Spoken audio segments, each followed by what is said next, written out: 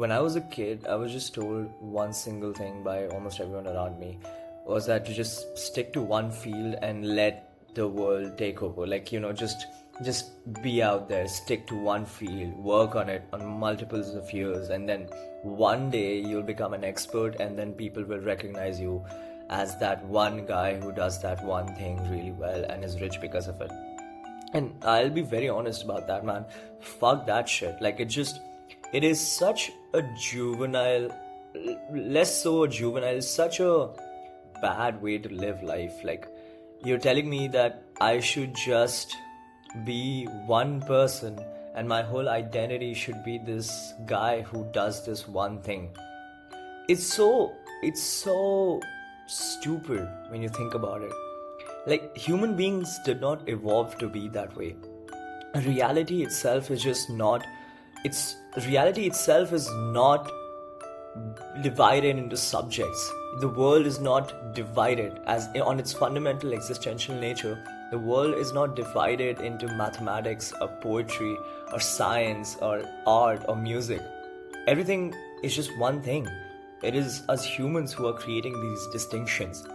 Specialization is quite literally for insects, not for human beings.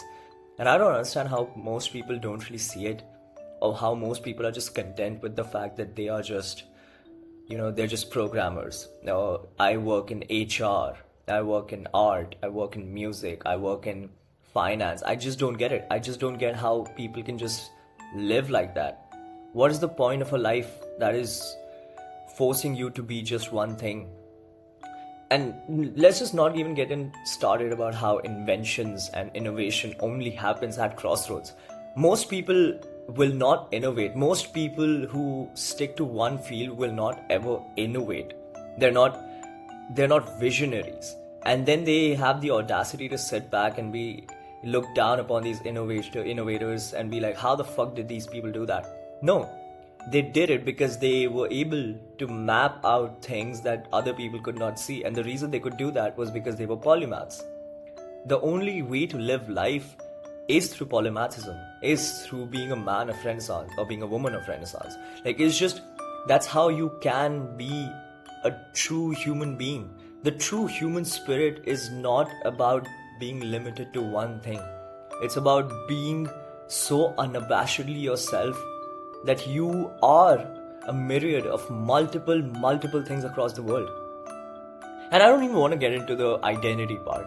Like, it's just such a sad concept that some people will call themselves a programmer for the rest of their lives. Who's this? Oh, that's my friend named Josh and he's a programmer. Like, what? That's it? That's what you want to be known as? Josh, the guy who's a programmer who works at Google. That's how you want to be remembered? That's how you want other people to talk about you? Oh, what does he do? He's a programmer. Oh, what does he do? Oh, this guy's a musician. I don't care. I don't care how beautiful music or how beautiful art is. A lot of creative people tend to think that they are just somehow better because they are doing something that fulfills their soul. I don't see it. I don't understand how you can fulfill your soul by just being one thing. You're not inherently better. You're just a part of, you're just the other side of the same coin. That's just how it works. Have you ever tried to have a conversation with someone who's just in one field?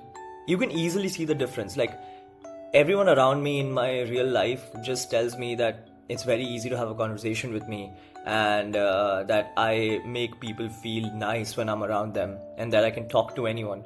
But what they don't really see is that I may not have the most amount of knowledge in multiple fields, and I 100% understand that.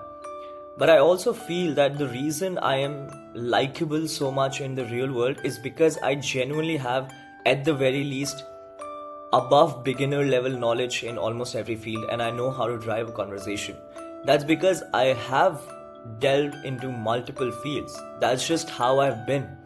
And I guess when you meet a person like that, it kind of short circuits your brain, because you're like, oh, I'm bringing in a topic and this person already knows about it.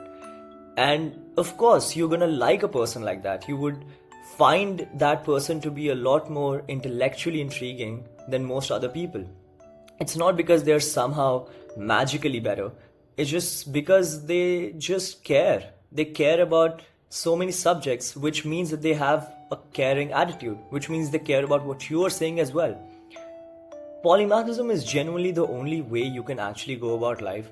And if people aren't able to see that, then I don't really know what to say. Like, I genuinely think if you become a polymath, or if you at least pursue the greatness of being a polymath, if you pursue the idea or the art of being a polymath, you would get ahead in life so much, and it wouldn't even be funny. Like, that's just how it is. I genuinely feel specialization is for insects, and humans were not created to be specialized.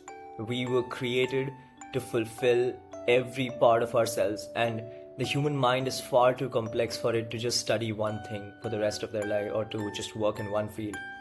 We are extraordinary, and we have to let ourselves if we have to remind ourselves that we are extraordinary. And I suppose that will have a much better impact on the world than just, you know, being a fucking polymath, being a fucking insect, bro. I'm just being honest.